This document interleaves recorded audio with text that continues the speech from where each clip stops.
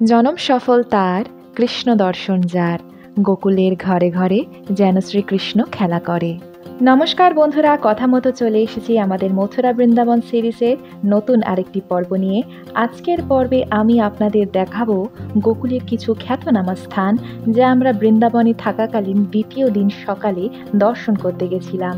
আগের পর্বেই আমি আপনাদের 84 খাম্বা ও উখল বন্ধন আশ্রম দর্শন করিয়েছিলাম। আজ আপনাদের দেখাবো আমাদের গোকুল দর্শনের শেষ দুটি খ্যাতনামা স্থান, শ্রী চিন্তাহরণ মহাদেব মন্দির ও ব্রহ্মাণ্ড ঘাট। আর তার আগে মথুরা বৃন্দাবন সম্বন্ধিত আসন্ন এপিসোডগুলির নোটিফিকেশন পেতে হলে চ্যানেলটি অবশ্যই সাবস্ক্রাইব ও নোটিফিকেশন বেলটি অন করতে একদম ভুলবেন না। মথুরা থেকে প্রায় 14.5 কিলোমিটার ও বৃন্দাবন থেকে 31.5 কিলোমিটারের মতো দূরত্বে অবস্থিত এই চিন্তাহরণ মহাদেব মন্দিরটি। আমরা উখল বন্ধন থেকে আসছিলাম বলে মোটামুটি 12 মিনিট লেগেছিল অটোতে। আমরা মন্দিরের সম্মুখভাগ দিয়ে না ঢুকে এক্সিটের পথেই ঢুকে পড়েছিলাম, তাই আগেই এই মন্দিরের দেবতারা চোখে পড়েছিল। মন্দিরের প্রেমিসে ঢুকতেই ডান হাতে প্রথম যে মন্দিরটি চোখে পড়ে তা হলো স্বয়ং মহাদেবের অবতার পবনপুত্র শ্রী হনুমানজি। চিন্তাহরণ মহাদেব মন্দিরটি গ্রীষ্মে সকাল 5টা থেকে 12টা ও 4টে থেকে 9টা এবং শীতের সময় সকাল 5:30 থেকে 12টা ও 4টে থেকে 8:30 পর্যন্ত খোলা থাকে। তার পাশের কক্ষেই রয়েছেন নন্দী মহারাজ, গণেশজি, মাতা পার্বতী ও ব্রহ্মাদেব আর শিবজি।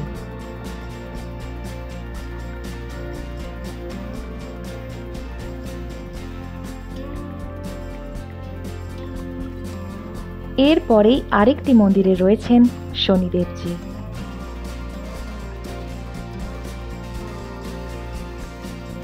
তার পাশেই আরেকটি কক্ষে রয়েছেন শ্রী শ্রী মহন্ত লক্ষণ দাসজি মহারাজ, আর তার পাশে ছোট্ট মূর্তির আকারে বসে আছেন গণেশজি।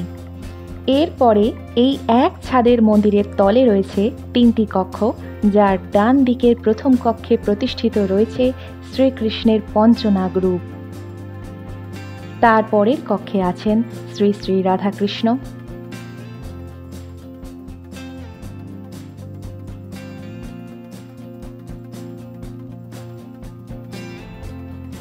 আর শেষ কক্ষে রয়েছেন মা যশোদার সাথে তার নন্দলালা ও আরেকটি রাধাকৃষ্ণের মূর্তি।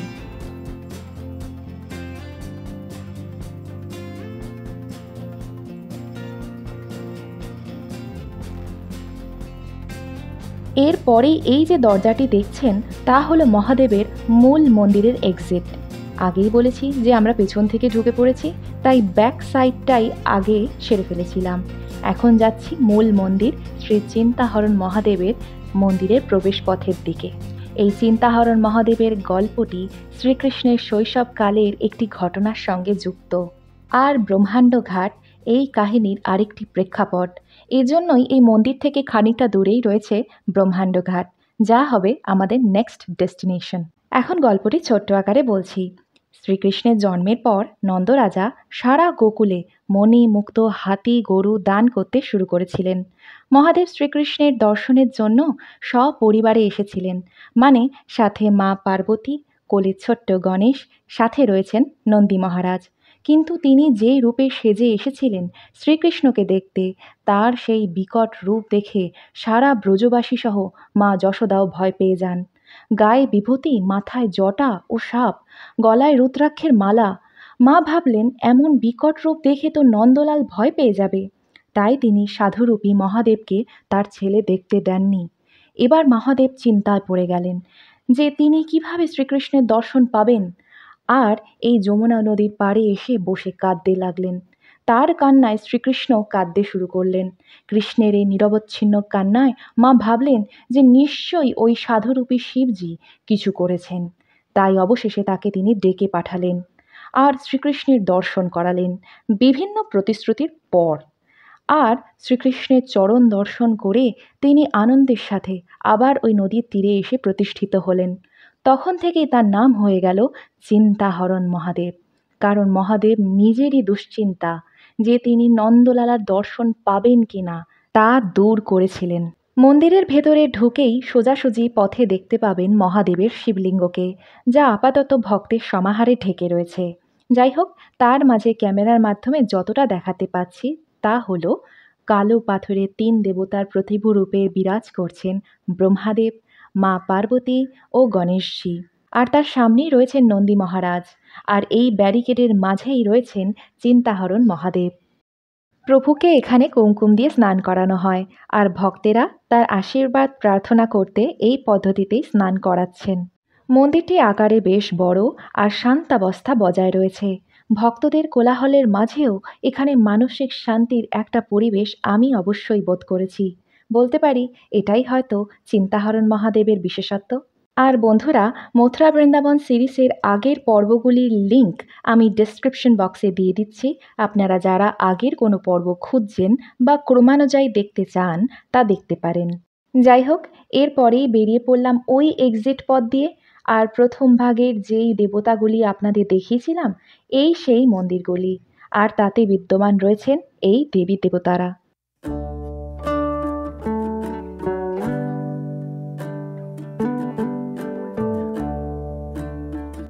সবশেষে এই মন্দিরের আরেকটি গুরুত্বপূর্ণ স্থান রয়ে গেছে, যা দর্শন না করলেই নয়। তা হলো চিন্তাহরণ ঘাট।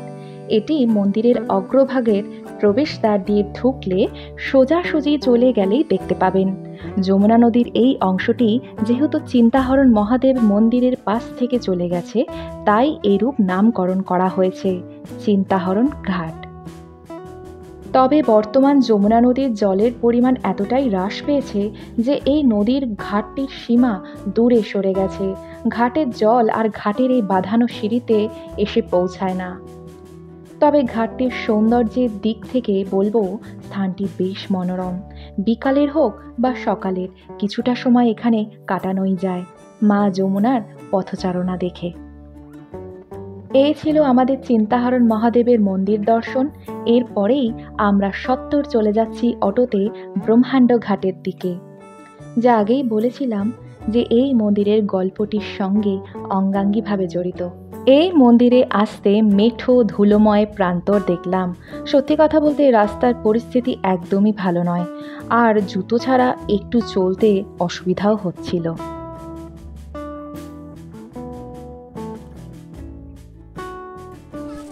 এখন আমরা যাচ্ছি ব্রহ্মাণ্ড ঘাটের দিকে। ভীষণ ধুলো। একটা সাজেশন, মাস্ক অবশ্যই ক্যারি করতে হবে। এই হচ্ছে ঘাটে যেতে গেলে পরিস্থিতি, তার উপর খালি পা। গোকুলে চিন্তাহরণ মহাদেব মন্দিরে যাওয়ার আগেই পড়েছিল এই ঘাটটি, কিন্তু আমাদের অটো দাদা আগেই দূরের মন্দিরটি দেখিয়ে নিয়েছিলেন। তারপরে ফেরার পথে এই ব্রহ্মাণ্ড ঘাটে ছেড়ে দিয়েছিলেন স্থানটি দর্শন করে আসার জন্য। ঘাটের এন্ট্রান্সটিও বেশ প্রশস্ত একটা পথ। পাশে কেনাকাটার স্টল, মন্দিরে প্রসাদের থালি সবই এখানে কিনতে পাওয়া যায়। এর মাঝে আবার আমাদের প্যাকেজের কথাটি বলিনি। কার্তিক মাসের পিক সিজনে আমরা বৃন্দাবন থেকে অটো ভাড়া করে গেছিলাম মথুরার ৫ থেকে ৬টি খ্যাতনামা স্পট দেখতে, যার খরচ ছিল প্রায় ৮৫০ টাকার মতো। আবার বলছি, এটা কিন্তু সিজনালি ভ্যারিয়েবল, তাই বার্গেনিং অবশ্যই করবেন। আমরা সোজা চলে গেলাম বট গাছের ছাওয়ায়, ও তারপর ওই চিন্তাহরণ ঘাটের স্বরূপ এই ঘাটের এক অংশে ঘুরে দেখলাম যমুনা নদী। তবে এই স্থানের জলের ছোঁয়া ঘাটের সিঁড়িতে এসে পৌঁছেছে। এই ঘাটটিও অপূর্ব এক মনোরম ও সুন্দর পরিবেশের ভাগিদার, আর তার সাথে রাজস্থানী শৈলীর ছোঁয়া সর্বসাকুল্যে আরও সুন্দর করে তুলেছে।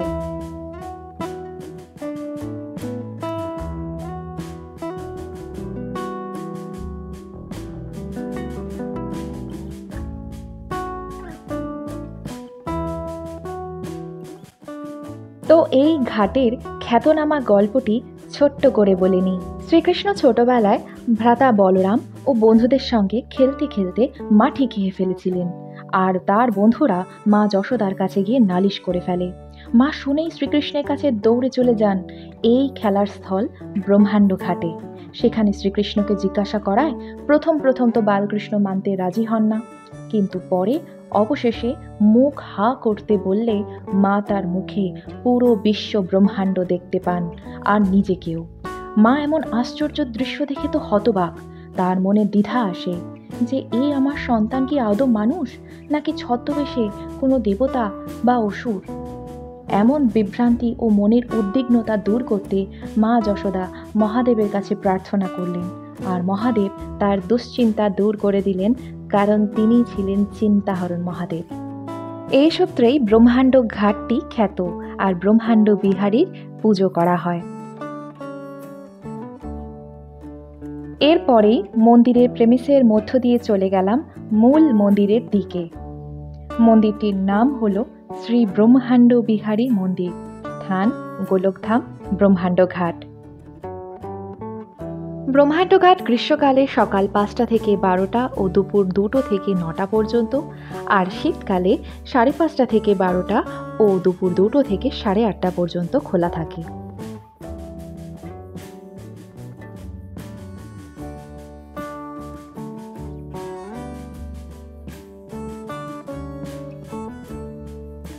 মন্দিরের মূল কক্ষে দেবতা দর্শনের আগেই দেখলাম এই মহারাজদের ছবিগুলি, সম্ভবত যারা এই ঘাটেই সেবায় জীবন নিবেশ করেছিলেন।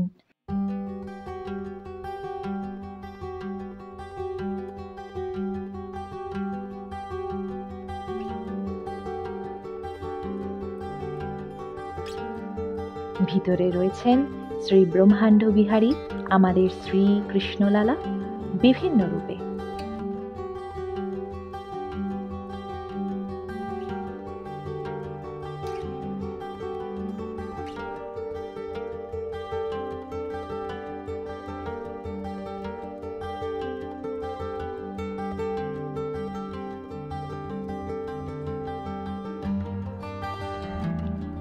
মন্দিরের পাশেই রয়েছে বাইরে বেরিয়ে শ্রীকৃষ্ণের মা যশোদাকে ব্রহ্মাণ্ড দর্শনের একটি চিত্র। আর এই ঘাটের বিশেষত্ব হলো যে যেহেতু তিনি এখানেই মাটি খেয়ে মা যশোদাকে পুরো বিশ্ব ব্রহ্মাণ্ড দেখিয়েছিলেন, তাই এই মন্দিরের প্রসাদ হিসাবে মাটির দলাও প্রভুজিকে চড়ানো হয় বা নিবেদন করা হয়। এখানে ওই মাটির দলাই ঠাকুরজিকে নিবেদন করা হচ্ছে। এই ঘাটের জলের নাব্যতা কিছুটা বেশি থাকায় ভক্তেরা বোটের মাধ্যমেও ওপার থেকে এপারে যাতায়াত করতে পারে। বন্ধুরা, এই ছিল আমাদের গোকুলের পুরোটা দর্শন। আশা করি আপনাদের আজকের ভিডিওটি খুব ভালো লেগেছে।